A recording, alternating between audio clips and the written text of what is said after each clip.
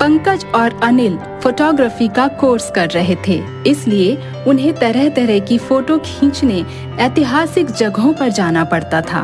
उनको एक प्रोजेक्ट मिला था जिसमें ऐसी यूनिक फोटो क्लिक करनी थी। यार, सर ने भी कैसा प्रोजेक्ट दे दिया है। यूनिक फोटो कहाँ से लेकर आएंगे? हमने लगभग सभी जगहों पर तो फोटो शूट कर लिया है। अब यहाँ पर तो कुछ बचा नहीं है, और जो बचा है तो वहाँ हमारे सीनियर काम करेंगे। अब हम क्या करें? प्रोजेक्ट तो पूरा करना ही है। हमारे मार्क्स कम आएंगे तो दिक्कत हो जाएगी यार। पंकज और अनिल बात कर रहे होते हैं, तभी उसी कॉलेज में पढ़ने वाला एक लड़का अमित वहाँ आता है। तुम लोग परेशान मत हो, मेरे पास एक उपाय है। मेरे गांव के पास बहुत सारे ऐतिहासिक खंडहर पड़े हुए हैं, वहां तुम्हें काफी अच्छी फोटो मिल जाएंगी। अरे वाह, ये तो बहुत अच्छी बात है। मैं आज रात की ट्रेन से अपने गांव जा रहा हूँ, चलना चाहो तो चल सकते हो। मैं गांव में अपना काम कर लूंगा और तुम अपना प्रोजेक्ट पूरा कर लेना। अनिल और पंकज दोनों अमित के गांव जाने के लिए तैयार हो जाते हैं, परंतु उनके माता पिता उनको जाने की इजाजत नहीं देते हैं और उनसे कहते हैं, नहीं बेटा, माना कि तेरी पढ़ाई ऐसी है कि तुझे ऐतिहासिक जगहों पर जाना होता है, पर जिस जगह का कुछ अता पता नहीं है वहां पर तुझे भला मैं कैसे भेज दूं, बता। हाँ माँ, अनिल और अमित भी तो साथ में है, तुम क्यों परेशान हो रही हो? मुझे मेरा प्रोजेक्ट पूरा करना है, मुझे वहां जाना ही होगा ना। और एक ही हफ्ते की तो बात है, तुम्हें पता भी नहीं चलेगा और मैं वापस भी आ जाऊंगा। पंकज अपनी माँ की बात नहीं मानता और अमित और अनिल के साथ चला जाता है।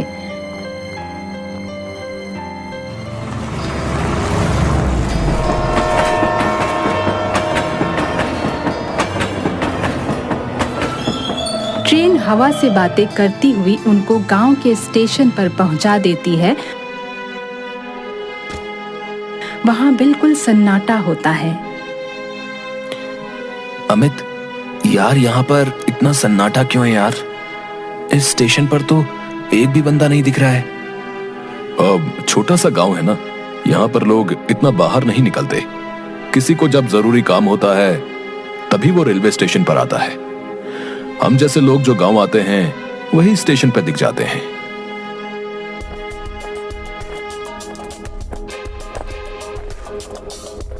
वो तीनों एक बैलगाड़ी में बैठ जाते हैं और गांव की तरफ चल पड़ते हैं।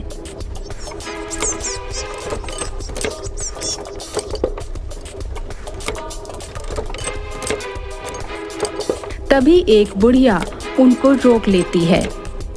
आ गए तुम दोनों, मैं तुम्हारा ही इंतजार कर रही थी।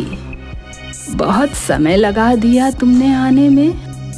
तुम्हें तुम्हारी मौत आखिर इस गांव में ले ही आई। मैं जानती थी कि तुम मरने के लिए जरूर आओगे। अरे अम्मा, जाओ यहाँ से, ये अपने ही आदमी है। इन अम्मा का दिमाग चल गया है। ये ऐसे ही बोलती रहती हैं। चलो भैया चलो, थोड़ा तेज बैलगाड़ी दौड़ाओ।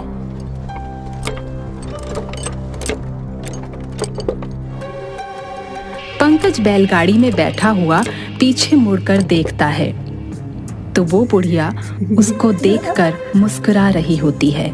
पंकज को बहुत अजीब लगता है, परंतु वो कुछ कर नहीं सकता था। वो भी ये सोच लेता है कि इसका दिमाग खराब है, इसलिए वो ऐसा कर रही है, परंतु उसके दिमाग से उसकी बातें नहीं निकलती हैं। तभी वो अमित के घर पहुंच जाते हैं।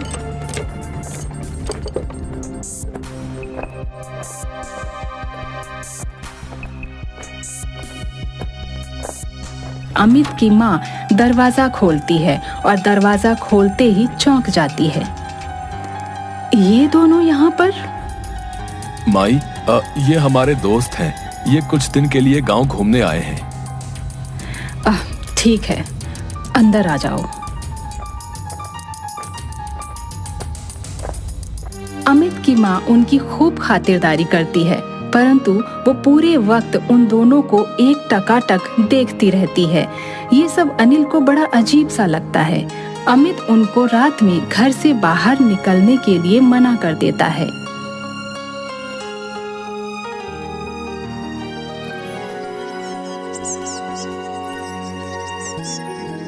अगली सुबह अनिल और पंकज दोनों अपना अपना कैमरा उठाकर गांव में घूमने के लिए चल पड़ते हैं। अमित अपने गांव में किसी काम से बाहर चला जाता है।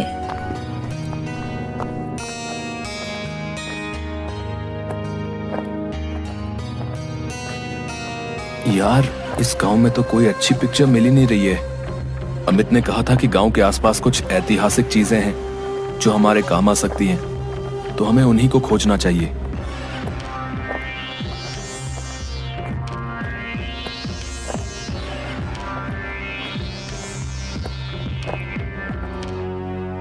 मुझे लगता है ये वाला कच्चा रास्ता गांव के बाहर जाता होगा। पंकज और अनिल उस कच्चे रास्ते पर चल पड़ते हैं। चलते चलते उन्हें एक पाठशाला नजर आती है जो खंडहर हो चुकी थी। ये खंडहर तो बहुत पुराना लग रहा है, पर इसके ऊपर स्कूल का नाम लिखा हुआ है। लगता है ये पाठशाला सदियों पुरानी है।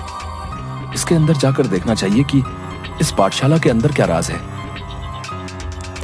पंकज और अनिल जैसे ही उस खंडहर पाठशाला की तरफ बढ़ते हैं, तभी वहां एक आदमी आता है और उन्हें रोकते हुए कहता है,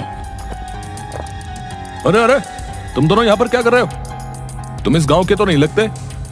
हम यहाँ पर कुछ तस्वीरें खींचने आए हैं जो हमें हमारे प्रोजेक्ट के लिए चाहिए। हम शहर से अमित के साथ आए हैं। इस पाठशाला में भूल से भी मत जाना। हाँ, इस रहस्यमयी पाठशाला में आज तक जो भी गया है ना, वो वापस नहीं आया। हाँ, क्या है इस रहस्यमयी पाठशाला में? अब देखो भाई, ये तो मुझे भी नहीं पता कि इस पाठशाला में क्या है, ठीक है ना, पर इस पाठशाला में कोई नहीं जाता है। इसके पास बस एक चौकीदार रहता है जो लोगों को यहाँ पर आने के लिए मना करता है, और वो भी दिन ढलते ही यहाँ से चला जाता है। दिन ढलने के बाद तो यहाँ पर परिंदा भी पर नहीं मारता, समझे? ठीक है, तो हम दिन ढलने से पहले पहले ही यहाँ से चले जाएंगे। पंकज और अनिल उस व्यक्ति की बात नहीं मानते और सिक्योरिटी गार्ड के पास पहुंच जाते हैं। सिक्योरिटी गार्ड उनको देखकर वहीं पर उन्हें रोक लेता है, पर जब वो दोनों अपने काम की बात बताते हैं तो वो उन्हें जाने देता है और दिन ढलने से पहले उस रहस्यमयी पाठशाला से बाहर निकलने की बात भी बता देता है। अरे, इस खंडहर पाठशाला में तो मुझे बड़ा डर लग रहा है यार।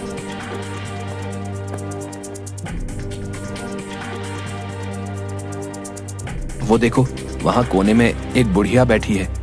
चलो उससे पूछते हैं कि इस खंडहर पाठशाला का राज क्या है। दोनों उस बुढ़िया के पास जाते हैं तो वो डरी डरी सी उन लोगों से कहती है, भाग जाओ यहाँ से, भाग जाओ यहाँ से, नहीं तो ये शापित पाठशाला तुम्हें भी खाई जाएगी। हाँ। उस बुढ़िया की ऐसी हालत देखकर वो उसे पानी पिलाते हैं और उसे प्यार से काबू में लेते हैं। तब बुढ़िया बताती है, ये पाठशाला शापित है। बरसों पहले इस पाठशाला में एक बच्चा गुम हो गया था, जिसका पिता एक जादूगर था। उसने इस पाठशाला को खंडहर में बदल दिया और इसमें रहने वाले सभी लोगों को भी गायब कर दिया। तब से यह पाठशाला एक रहस्यमयी पाठशाला बन चुकी है। तो इस पाठशाला को ठीक करने का कोई उपाय तो होगा? ये पाठशाला एक चाबी से ठीक हो सकती है। इस पाठशाला के एक कमरे में एक बच्चा कैद है और उस कमरे की चाबी इसी पाठशाला में कहीं छुपी हुई है। अगर कोई उस चाबी को ढूंढकर उस बच्चे को आजाद कर दे तो ये पाठशाला सही हो जाएगी और इस पाठशाला में कैद बच्चे भी आजाद हो जाएंगे। पर उस बच्चे को कैद किसने किया था? उसको एक अध्यापक ने काम ना करने की सजा दी थी, पर वो उसको कमरे में बंद करके भूल गया था। वो बड़ा ही क्रूर अध्यापक था। वो सबको ऐसी ही भयंकर सजा देता था। पंकज और अनिल ठान लेते हैं कि इस रहस्यमयी पाठशाला को श्राप से मुक्त करेंगे और बच्चों को आजाद करेंगे। वो चाबी ढूंढने में लग जाते हैं।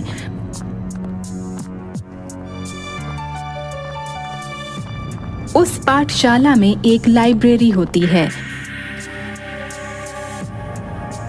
जब अनिल उस लाइब्रेरी में चाबी ढूंढ रहा होता है तो एक किताब गिरती है।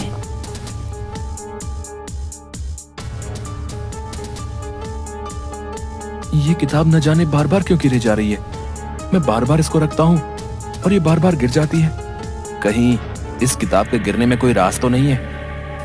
पंकज और अनिल उस किताब को खोलकर देखते हैं तो उस किताब के अंदर पेजों के बीच में एक चाबी होती है और साथ ही लिखा होता है कि जब तक उस क्रूर अध्यापक की कुर्सी नहीं जलाई जाएगी तब तक वो इस रहस्यमयी पाठशाला को श्राप से मुक्त नहीं होने देगा। वो चाबी जैसे ही उस किताब से निकलती है तो सारी किताबें अपने आप ही उड़ने लगती हैं और किताबों की रैक जोर जोर से हिलने लगती है। वो चाबी लेकर भागते हैं।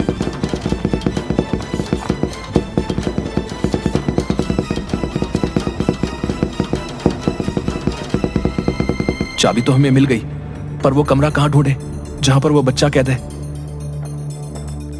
पंकज और अनिल पूरी पाठशाला में घूमते हैं पर सब कुछ काला पड़ा हुआ होता है।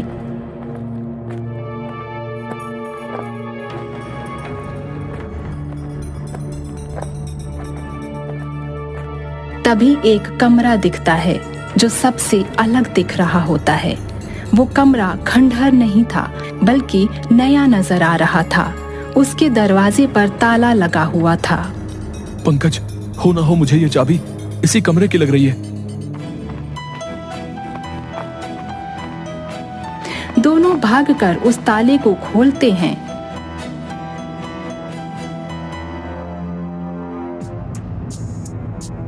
जैसे ही वो ताला खुलता है तो उन्हें वहां पर एक कुर्सी रखी दिखाई देती है जो उस क्रूर अध्यापक की होती है। ये कुर्सी तो उसी टीचर की है। इसको हमें जलाना होगा जल्द से जल्द। वो देखो वहां पर एक मशाल रखी हुई है और मिट्टी का तेल भी है। मैं भी वो उठाकर लाता हूँ। पंकज जैसे ही मिट्टी का तेल और मशाल लेने जाता है तो वो अध्यापक आ जाता है और उसकी गर्दन पकड़कर उसे उठा देता है। पंकज इशारे से अनिल को कुर्सी जलाने के लिए कहता है। तभी वो अध्यापक अपना दूसरा हाथ लंबा करके अनिल को भी पकड़ लेता है। अनिल, ये हमें जिंदा नहीं छोड़ेगा। हमें कैसे न कैसे करके इसकी कुर्सी को जल्द से जल्द जलाना होगा। पंकज अपने मशाल से कुर्सी पर निशाना लगाता है और मशाल को कुर्सी पर फेंक देता है। इससे वो कुर्सी जलने लगती है। जैसे जैसे कुर्सी जलती है वैसे वैसे उस टीचर का भूत भी जलने लगता है।